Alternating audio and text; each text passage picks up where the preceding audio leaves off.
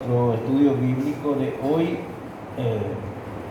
de realmente el devocional del hermano hoy va con esto, porque muy necesario también que nosotros podamos tener en cuenta. Hoy en día vivimos en un mundo totalmente patas para arriba, lo que sucede en el mundo. ¿Y qué estamos haciendo nosotros los cristianos? Usted habla de Cristo, usted entrega un tratado, usted va y habla del Evangelio. Entonces, Mateo 28 es claro cuando dice ir y hacer discípulos a todas las naciones, bautizando en el nombre del Padre, el Hijo y el Espíritu Santo. Entonces, la gran comisión es ahora la gran misión. Debemos de evangelizar, pero hay una Biblia que habla más, a veces habla más que nuestros labios, que es nuestro testimonio, nuestra vida, hermano. La vida cristiana, un evangelio abierto. Y ahí está lo que cuando nosotros, nuestra vida, el evangelio es aplicado a nuestra vida, vivimos el evangelio, vivimos a Cristo, vivimos una vida cristiana. Y todos están leyendo. ¿Quiénes leen? Mi vida, mi familia, leen los vecinos, leen mi compañero de trabajo. Entonces, con el ejemplo. ¿Y cuál es el ejemplo que debo dar? Tener buena conducta, ¿verdad? Siempre, un testimonio, no robar, trabajar, ser fiel primero a Dios, ¿verdad? Y luego al jefe. Entonces, hacer bien el trabajo, todo trabajo, buen trabajo. Entonces, estamos nosotros glorificando a Dios. En la familia, ser ejemplo, como dijo el hermano, por ejemplo, es un evangelio abierto. Porque todos están viendo nuestra vida. Pero si usted tiene un carácter y tiene un carácter que a todos le corre de la casa y no sé, realmente a veces tenemos un carácter pésimo, no solamente con nuestras esposas, sino también con nuestra familia, ¿verdad? Sin embargo, el cristiano debe ser un ejemplo, ¿verdad? Un ejemplo de vida para que sus hijos también puedan seguir ese ejemplo. ¿A quién, por ejemplo, van a seguir nuestros hijos? A Jesucristo. Porque van a ver a Jesús en nosotros, porque nosotros debemos reflejar la imagen de nuestro Señor Jesucristo en nuestra vivencia. Entonces la vida cristiana debe ser un evangelio abierto. Los falsos maestros, por ejemplo en Corinto, siempre atacaron la capacidad del apóstol Pablo como maestro del evangelio. Y acá vamos a ver que Pablo cómo nos muestra la vida de los corintios. En primera de los Corintios, por ejemplo, vemos que entre los corintios había divisiones. Algunos querían escuchar a Pablo, otros a Apolos. Y también había, en la iglesia de Corinto, que un hermano tomó la mujer de su padre. Todo eso sucedía en inmoralidad. Pero en 2 Corintios, si usted lee, totalmente cambia. Entonces, vemos, por ejemplo, acá en 2 Corintios, capítulo 3, 1 al 5, que nosotros hoy vamos a estudiar, donde Pablo explica que tan importante es que nosotros podemos estudiar, escudriñar la palabra de Dios, tener conocimiento y aplicar a mi vida, viviendo el evangelio, viviendo a Cristo. Entonces, la Biblia, tengo que tener un carácter bíblico. Y ese carácter bíblico tiene que cambiar aún mi vocabulario, aún mi forma de ser. No solamente, ¿verdad?, en mi trabajo, sino pues dentro de la familia, con los vecinos y todo. Entonces, debe ser un evangelio que todos puedan ver y leer y llegar a Cristo. Y decirle, por ejemplo, yo quisiera también conocer a ese Dios, a tu Dios. Quisiera conocer a Jesucristo porque veo que tu vida ha cambiado. Antes era terrible, pero ahora totalmente diferente. Entonces, Segunda Corintios, vamos a abrir nuestra Biblia, capítulo 3, 1 al 5. Segunda a los Corintios. Pero antes vamos a orar. Hermanos amados, por favor de pie, vamos a orar. Comentarlo al Señor. Padre Santo, Señor, te damos gracias. De nuevo estamos en tu presencia hoy para poder escudriñar tu palabra. Ayúdanos en esto porque no tenemos tal conocimiento como tú tienes. No hay en nosotros sabiduría como tú tienes. Ayúdanos a darnos esa sabiduría, ese conocimiento en tu preciosa palabra para que nosotros podamos aplicar a nuestra vida diaria. Ayúdanos en esto, que tu Santo Espíritu esté obrando en nosotros y todos podamos salir edificados y tu nombre sea glorificado. Oramos en el bendito nombre de tu Hijo Jesucristo. Amén. Tomen asiento, hermano. Segunda a los Corintios, capítulo 3, verso 1 al 5. Dice así: en el contexto, la vida cristiana, un evangelio abierto. Comenzamos otra vez a recomendarnos a nosotros mismos y tenemos necesidad, como algunos, de carta de recomendación para vosotros o de recomendación de vosotros. Nuestras cartas sois vosotros, escrita en nuestros corazones, conocida y leída por todos los hombres, siendo manifiesto que soy carta de Cristo expedida por nosotros, escrita no con tinta, sino con el Espíritu del Dios vivo, no en tablas de piedra, sino en tablas de carne del corazón. Y tal confianza tenemos mediante Cristo para con Dios, y no que seamos competentes por nosotros mismos, para pensar algo de nosotros mismos, sino que nuestra competencia proviene de Dios. Hasta ahí, hermano,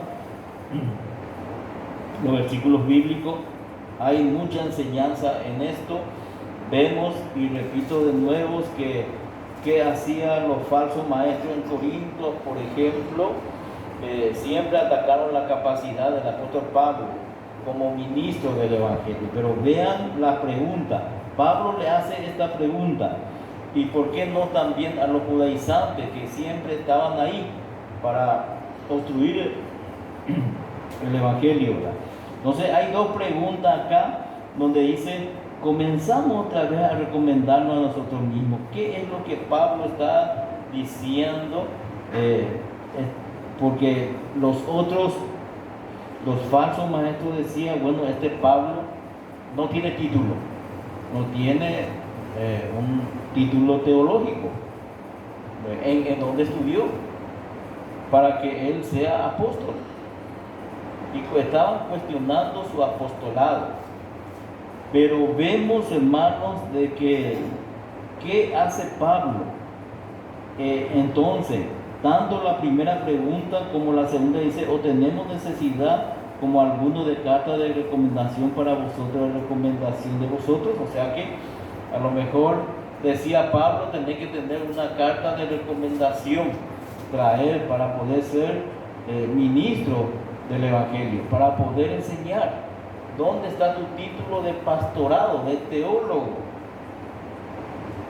Entonces esto cuestionaba.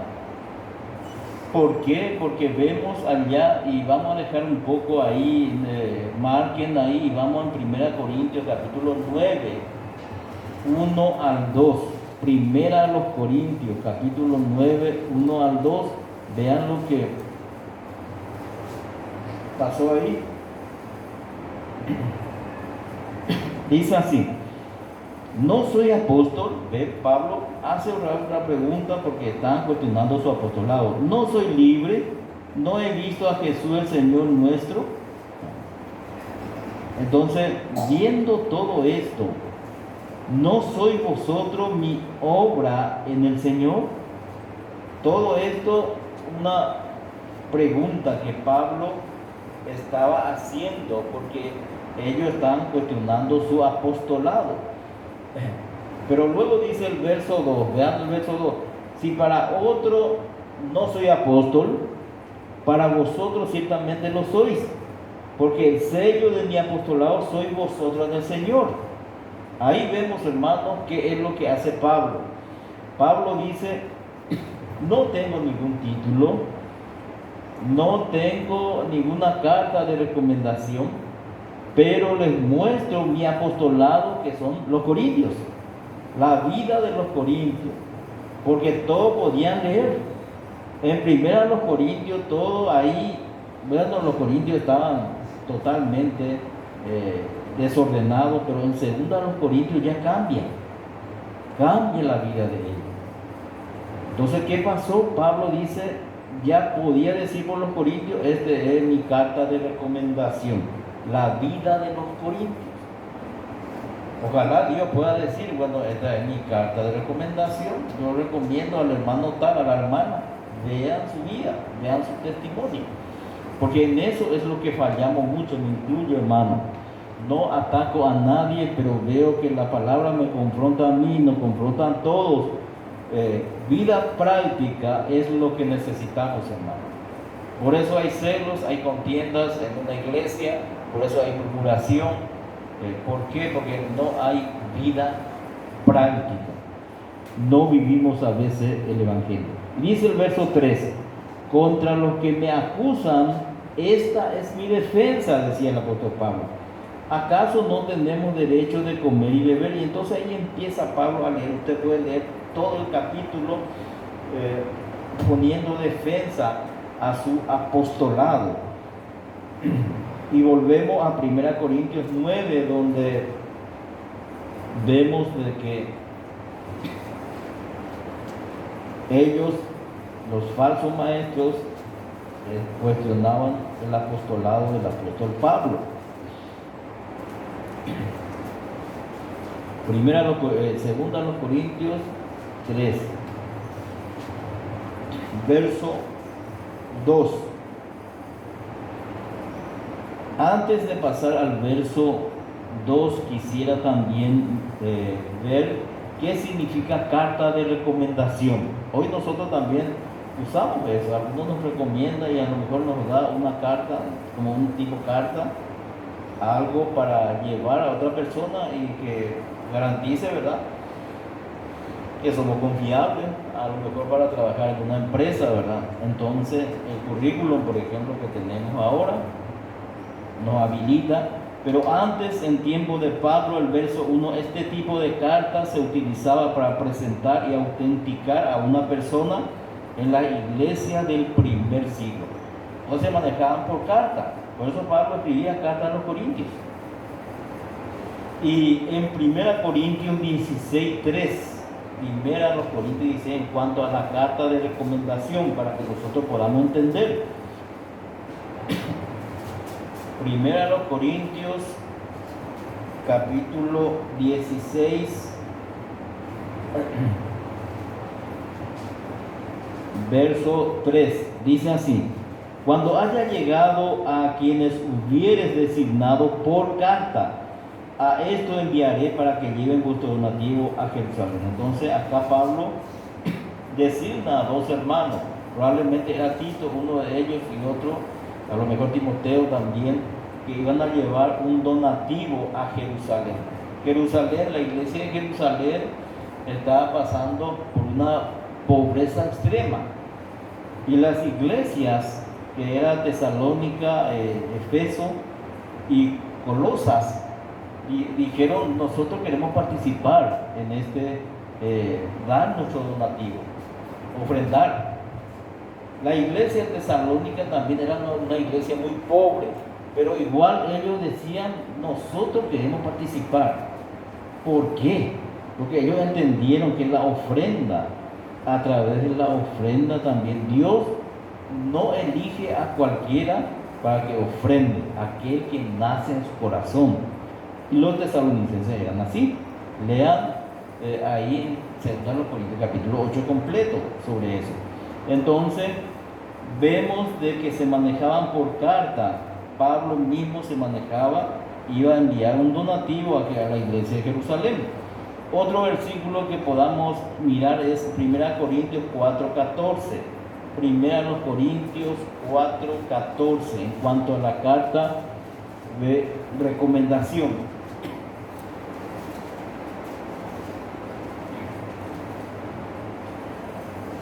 Dice: no escribo esto para avergonzaros, sino para amonestaros como a hijos míos amados.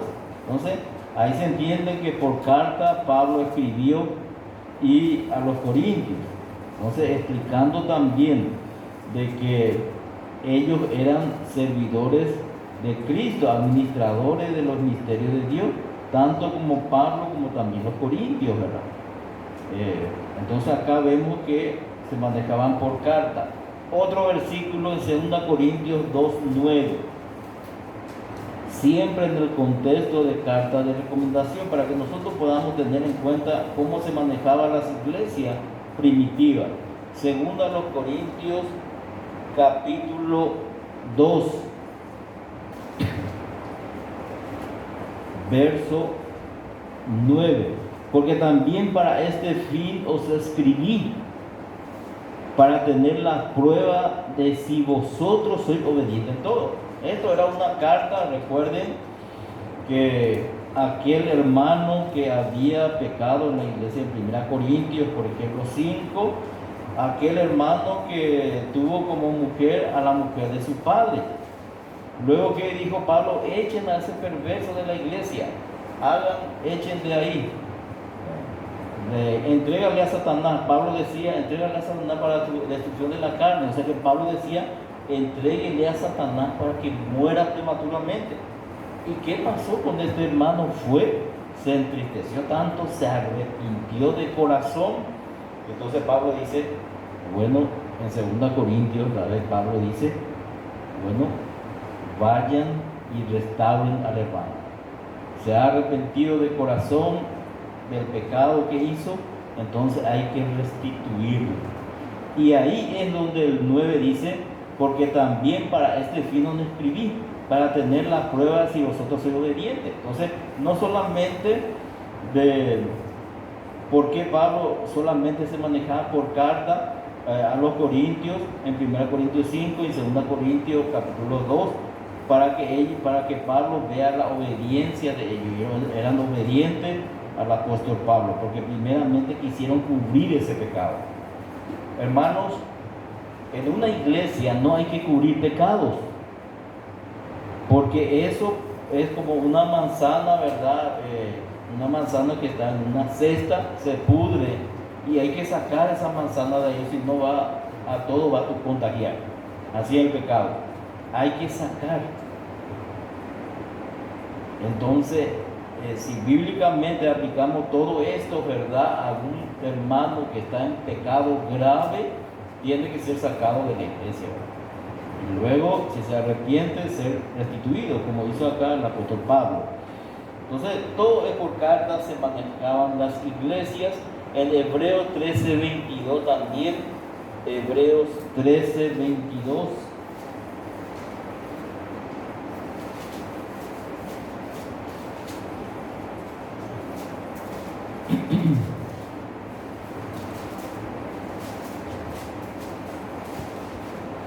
Hebreos 13:22. Os ruego, hermanos, que soportéis la palabra de exhortación, pues os he escrito brevemente. Entonces, acá Pablo exhorta otra vez cuáles son los deberes de los cristianos a los hebreos. Bueno, yo digo Pablo, y hermano, discúlpenme en esto, porque no sabemos quién escribió el libro de Hebreos. Algunos dicen Bernabé, algunos dicen Pablo. A mi juicio fue Pablo, pero usted puede discrepar en eso. No es doctrina fundamental. ¿Por qué? Porque usa la misma terminología de 1 Corintios y 2 Corintios ahí en los Hebreos. Acá vemos: os ruego, hermanos, dice, que soportéis la palabra de exhortación, pues os he escrito brevemente. Brevemente, una exhortación por carta. ¿Cuáles son los deberes de los cristianos?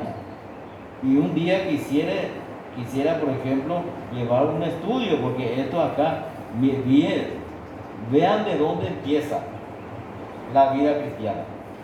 Vean 13:1, voy a leer nomás. Permanezca el amor fraternal, ahí está. Ya empezamos con el amor. ¿Ama tú a tu hermano o a tu hermana? ¿O sos indiferente con tu hermano y tu hermana? ¿Le desprecia en tu corazón, le aborreces? Entonces ahí ya empezamos, hermanos. Si amo a Dios, pongo a Dios en primer lugar y amamos a Dios, yo creo que todos amamos a Dios. Y si amo a Dios también debo amar así a mi hermano. Porque a Dios no le veo, pero a mi hermano sí.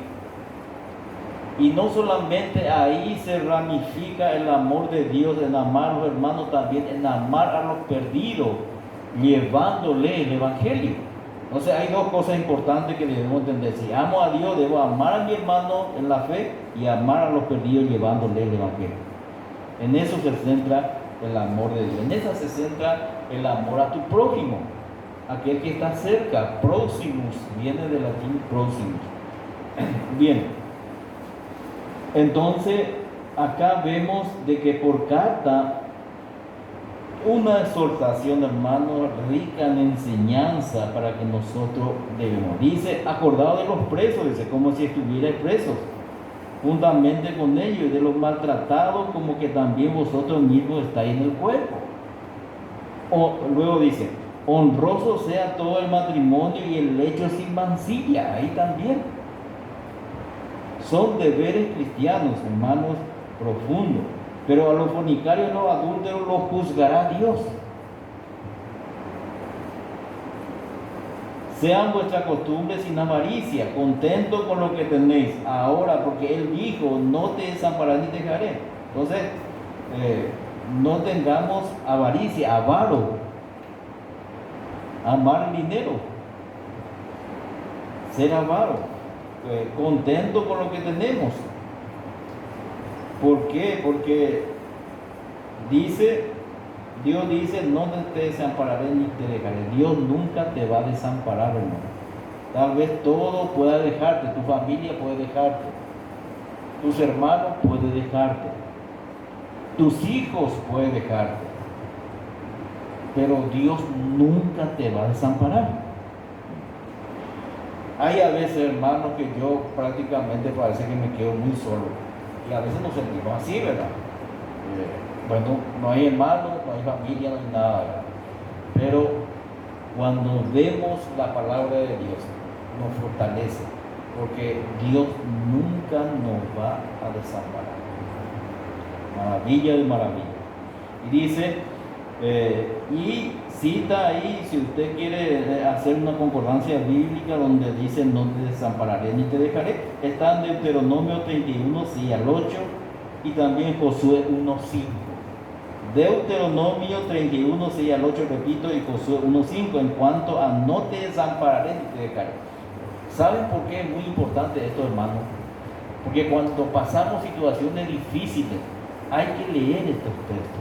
Porque es la palabra viva de Dios, la palabra que va a ser eficaz a mi vida. Tal vez usted está en una enfermedad que no se está curando y uno dice, no tengo solución, he buscado por todos lados, pero no sana. Hermanos, sabe que usted puede ir a Dios y decirle, Señor, tú sabes mi necesidad, tú sabes mi enfermedad.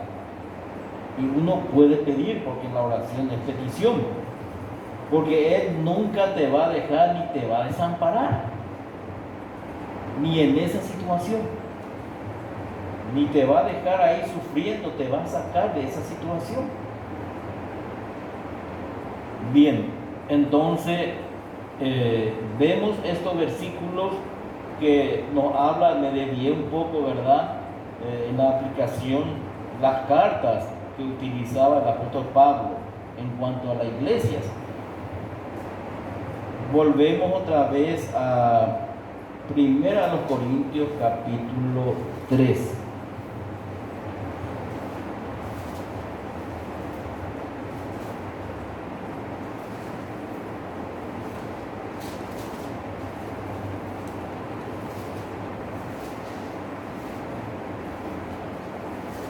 Primera a los Corintios capítulo 3. Perdón, segunda a los Corintios, no primera. Me equivoqué, segunda a los Corintios 3. Segunda a los Corintios capítulo 3, verso 1 leímos, luego verso 2 en cuanto a la carta, y ya vemos las cartas que usaba el apóstol Pablo, pero acá vemos que tanto las dos preguntas que le estaba haciendo a Pablo, si en verdad él era ministro del Evangelio, si en verdad esa carta de recomendación tenía que recibir ellos de ahí, de ellos mismos. Y Pablo responde a esto. Dice el verso 2, segunda a los Corintios 3, el verso 2: nuestras cartas sois vosotros, escritas en nuestros corazones, conocidas y leídas por todos los hombres. Qué bueno, qué testimonio de los corintios. Pablo dice, primeramente, la carta viviente son los corintios, la vida de los corintios, que todos podían leer, toda la iglesia de Corinto podía leer, todos sus parientes, su vecino podía leer cómo cambió la vida de los corintios. Y luego dice Pablo, vean el amor que tenía Pablo también por los corintios, se refleja acá y dice que nuestras cartas sois vosotros, escritas primero en nuestro corazón. ¿Por qué? Porque con amor llegó el evangelio a los corintios. Y luego dice, conocidas y leídas por todos los hombres, no dice por los cristianos, no dice por la iglesia de Corinto, por todos. ¿Qué responsabilidad, hermano? Responsabilidad de tener ese testimonio cristiano para que sea un evangelio que atraiga a Cristo, para que podamos ganar almas para Cristo. Y dice, luego dice, la vida transformada eran como una carta abierta, la vida transformada de los corintios, un evangelio abierto. Por eso todo esto aplicamos a la vida de la iglesia. La iglesia tiene que ser, ¿verdad? La iglesia cristiana misma tiene que ser cada uno de nosotros como un evangelio abierto. Nuestra vida, hermanos, debe reflejar el evangelio de Jesucristo, a Cristo mismo. Un evangelio abierto. Bueno, en Hechos 20:24, en cuanto a un evangelio abierto, Hechos 20:24. Vamos a dejar 2 Corintios 3, marquen ahí, y ahora nos trasladamos en Hechos 20, capítulo 20, verso 24. Dice así: pero de ninguna cosa hago caso, ni estimo preciosa mi vida para mí mismo, con tal que acabe mi carrera con gozo y el ministerio que recibí del Señor Jesús, para dar testimonio del evangelio de la gracia de Dios. Impresionante. Vean la apóstol Pablo cómo nos enseña.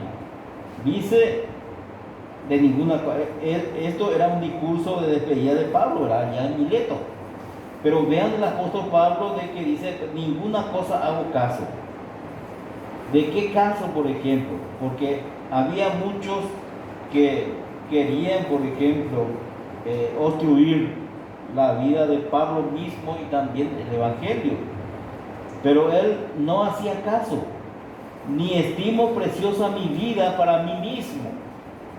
Cuánto amor por Cristo, ¿verdad? Iba a dar su vida también, dio su vida por Jesucristo. Luego dice, con tal que acabe mi carrera. Está hablando de nuestra vida cristiana. Nuestra vida espiritual es como una carrera. Nosotros estamos corriendo, hermano. ¿Hacia dónde? Hacia la ciudad celestial. En esta carrera, dice, en esta carrera, por ejemplo, cómo debemos estar preparados para siempre, para llegar primero, ¿verdad? Y vean, dice con gozo. Pablo se gozaba, porque es gozoso vivir la vida cristiana, hermano. Yo no sé cómo, ¿verdad? Pero a veces encontramos a un hermano y realmente no sabemos si, como aquel no tiene lado, no sabemos por dónde hablarle, por ejemplo. Está tan irritado que no sabemos qué le pasa. Sin embargo, si tengo a Cristo, no debe ser así, porque debe haber gozo en mi corazón, a pesar de los sufrimientos que soportamos, a pesar de las dificultades, debe haber gozo en mi corazón. A veces no reflejamos eso. Y el ministerio que recibí, ahí está, mi carrera con gozo, vivir la vida cristiana con gozo, a pesar de las dificultades y de los sufrimientos. Y el ministerio que tenía, que recibí del Señor Jesús, ¿qué decía? Para dar testimonio. Pablo tenía que dar testimonio del evangelio de la gracia de Dios en su propia vida. Y ahí está, hermano. ¿Y qué implica ese evangelio en nuestra vida? De vivir el evangelio implica mi vocabulario, implica mi andar diario, implica no solamente mi vocabulario, mi andar diario, también mi relación con mis hermanos en la fe, en mi familia. ¿Cuánta responsabilidad tiene el cristiano? Ahí donde nosotros a veces claudicamos en nuestras responsabilidades cristianas. Imagínense, si había prioridad de congregarse, y el congregarse es un mandamiento. Nosotros íbamos a llenar este templo. Hay irresponsabilidad en nuestra vida cristiana, en congregarnos, en reunirnos para orar. Entonces, vemos que Pablo dice, acabé mi carrera. ¿Podemos decir esto? Yo no me animo a decir esto, porque a veces fallamos en esa carrera. A veces no queremos ni correr. Nos caemos ahí, quedamos ahí acostados y Dios te dice, levántate, hijo. Y nosotros no queremos correr. Sin embargo, hay que correr. Llevando el evangelio a otro, hay que correr enseñando a otro, porque no solamente yo estoy enseñando, hermano, ustedes acá todos son enseñadores. Todos somos enseñadores. ¿Y qué están enseñando? Su vida está enseñando. Su vida dentro de la familia, su vida dentro del trabajo, su vida aún en la calle. Porque en la calle a veces somos más groseros a veces. Me acuerdo cuando me subí con un hermano que como era en la calle era tan distinto. Pero estaba todo el mundo, ¿verdad? Y las palabras que decía. ¿Qué testimonio? Era nuevo además. Vemos, hermanos, de que qué hombre de Dios, el apóstol Pablo, qué siervo de Dios para decir que él no tenía nada que perder en este mundo. Lo único que valía para Pablo era que acabar su carrera cristiana, como está en la Escritura, y también dar testimonio de ese evangelio. ¿Qué es evangelio? Buenas nuevas. ¿Qué es el evangelio? Jesucristo vino, murió por mis pecados, fue sepultado y resucitó al tercer día. Ese es el evangelio. Buenas noticias para todo aquel que cree. Al judío primeramente, decía allá el apóstol Pablo a los gentiles. Bien, en el Salmo 119, 144, siempre en el contexto un evangelio abierto. Salmo 119, 144.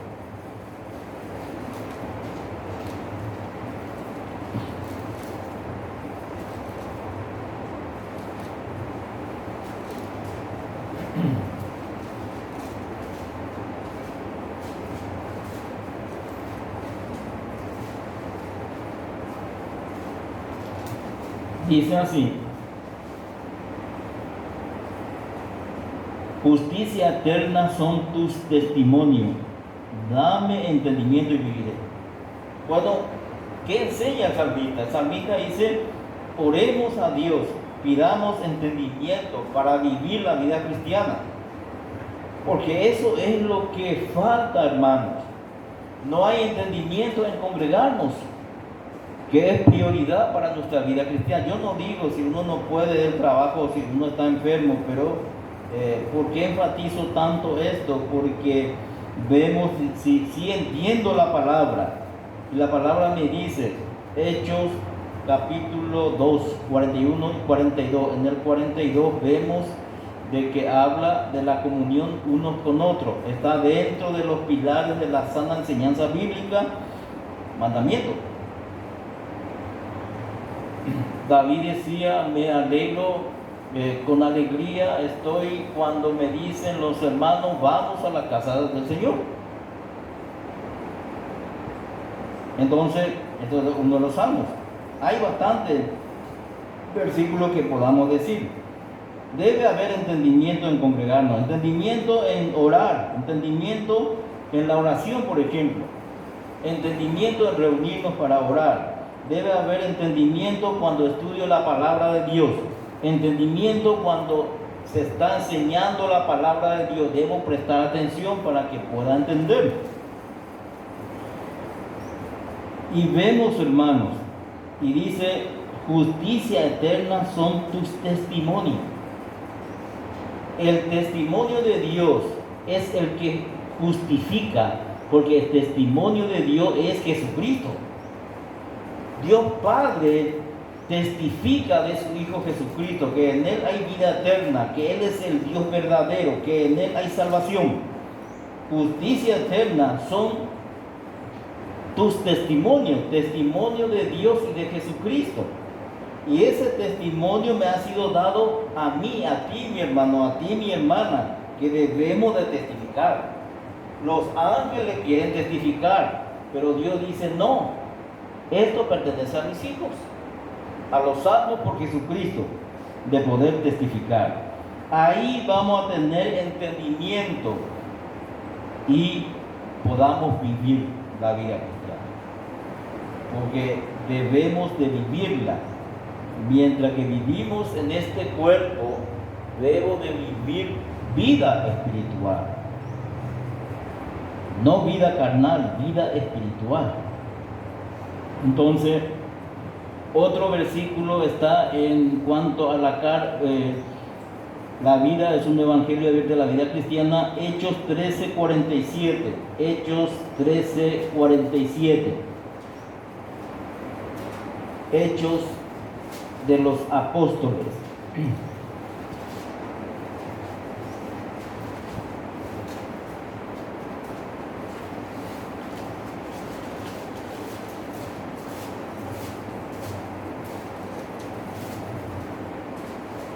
Dice así: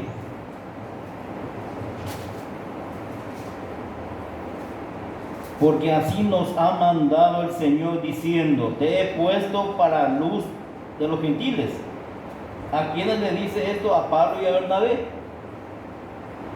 Y no solamente a ellos, a nosotros también. Somos luz, hermanos. Somos declarados luz por el Señor. Jesucristo también es luz. Y la luz, ¿cómo se refleja la luz? En las buenas obras, en la buena conducta, en testimonio cristiano. Te he puesto para luz a los gentiles, y al apóstol Pablo y a Bernabé, a nosotros también como luz. Somos declarados luz por el Señor. Mateo 5, 14 al 16. Mateo capítulo 5, 14 al 16. Dice así: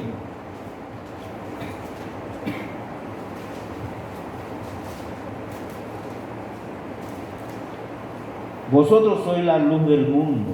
Una ciudad sentada sobre un monte no se puede esconder, ni se enciende una luz y se pone debajo de un almud, sino sobre el candelero y alumbra a todos los que están en casa. Así alumbre vuestra luz delante de los hombres, para que vean vuestras buenas obras y glorifiquen a vuestro Padre que está en los cielos. Hermanos, Mateo escribe y Jesús dice: vosotros sois la luz del mundo. ¿A quiénes? A nosotros. Somos la luz del mundo. ¿Qué es luz? Luz es vida. Luz es vida espiritual. Debemos de vivirla. Por medio de nuestra vida espiritual es reflejar la luz de Cristo en buenas obras. Y usted puede poner ahí buena conducta, piadosamente, y primeramente debo ser luz en el mundo, reflejar. No como alguien, por ejemplo, decía un cristiano de la secreta, ¿verdad? Que nadie conoce. Bueno, pero es cristiano. Y no alumbra. El mundo debe saber que somos cristianos. Y dice algo muy importante acá que tenemos que tener en cuenta. Una ciudad asentada sobre un monte. Hermanos, sabemos bien que una ciudad que está en un monte, todos están viendo la luz que hay en esa ciudad. Pero acá en lo espiritual está hablando del monte de Dios, la morada de Dios. El cristiano está prácticamente en la morada de Dios. En nuestra oración siempre llegamos al lugar santísimo. Siempre David decía, escóndeme en tu tabernáculo. No tenemos un tabernáculo, pero podemos estar, porque es como ya estar en el monte de Dios. Aquel cristiano que vive su vida espiritual en comunión con Dios está en el monte de Dios prácticamente, aparentemente, y no se puede esconder. Todos van a ver. Ni se enciende una luz y se pone debajo de un almud, verso 15, sino sobre el candelero y alumbra a todos los que están en casa. Alumbro en el mundo, ahora alumbro en casa. ¿Y cómo estoy por casa? Como el hermano estaba diciendo, ¿soy ejemplo? O como decía uno, ¿soy tinieblas? Porque el cristiano también puede ser tiniebla cuando opaca la luz. Un hermano eclipsado. Eclipsa la luz de Cristo. La palabra almud, hermano, es una vasija donde se mide grano que usaban los romanos. Tenían hueco donde podían poner tal vez la luz ahí debajo. Y ponían la luz debajo y entonces ya no alumbraba más la casa, había una sombra. ¿Hay sombra en mi hogar, hermanos? Sombra de la palabra de Dios. Sombra de una vivencia de nosotros mismos. Entonces, debajo del almud dice, sino que se alza arriba, dice, para que alumbre a todas las casas. ¿Qué pasa si la luz ponemos debajo? ¿De qué va a servir? Queremos arriba para que pueda alumbrarnos. Así también el alma. Está hablando de la luz de Cristo, del Evangelio abierto, que es mi vida, para vivirla. Así, dice el 16, así alumbre vuestra luz. Ya en el mundo usted tiene que ser luz, luego en su casa, en su hogar, y ahora ya muestra y dice, así alumbre vuestra luz delante de los hombres. Ahora ya delante de los hombres, individualmente,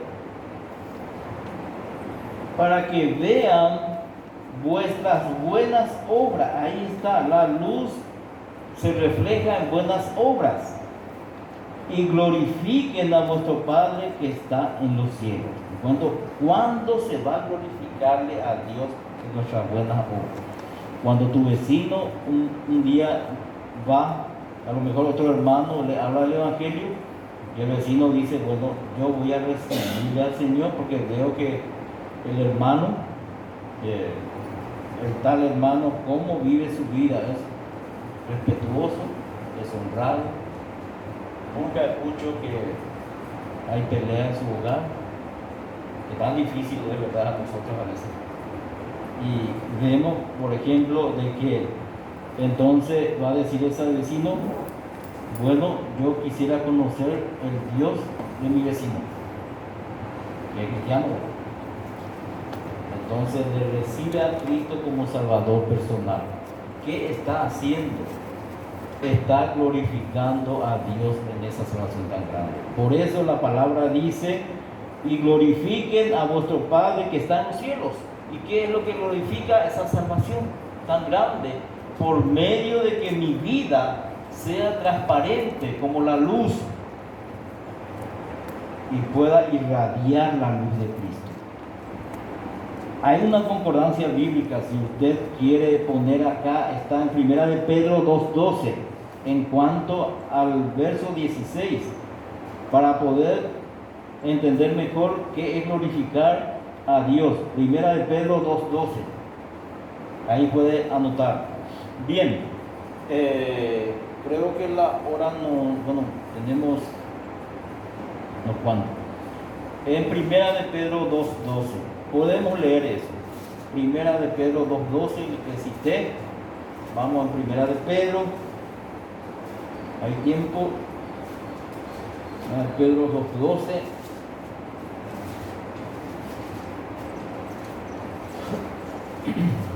Dice así.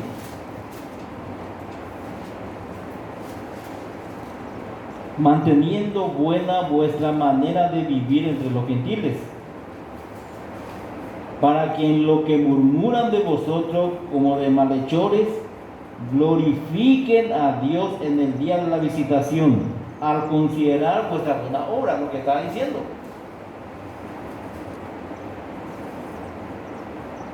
Buena vuestra manera de vivir, vida espiritual, lo que estamos hablando, evangelio abierto. ¿Entre quiénes? Entre los gentiles, entre los paganos, los que no tienen a Cristo. Está diciendo eso. Para que en lo que murmuran de vosotros, porque siempre ellos dicen que somos un bandido, malhechores, da todo su dinero a su pastor. Me acuerdo bien cuando una vecina le hablé de Cristo y se fue a la iglesia con nosotros, en la iglesia bíblica misionera, y otro vecino le dijo, no le mandes más a tu hija porque le van a hacer lavado de cerebro. Sí, no solamente el cerebro, Cristo nos lava a todos, nueva criatura es. Entonces, y recibir a Jesucristo. Vemos que todo a veces nos tratan de malhechores, y la palabra dice que ellos mismos pueden glorificar a Dios en el día en que alguien le visita, al considerar ese vecino, a otro vecino cristiano, al considerar sus buenas obras, la luz que irradia. Entonces recibe a Cristo y ahí ya Dios es glorificado. Dios es glorificado en el día de la visitación, al considerar vuestras buenas obras.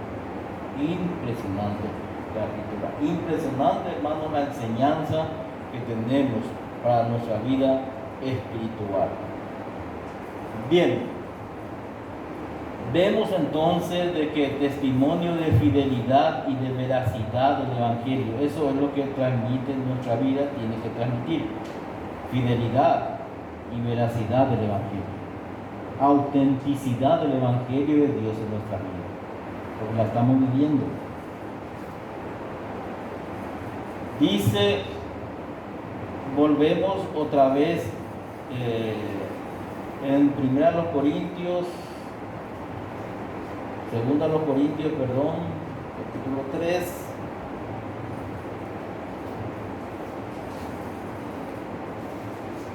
Segunda a los Corintios,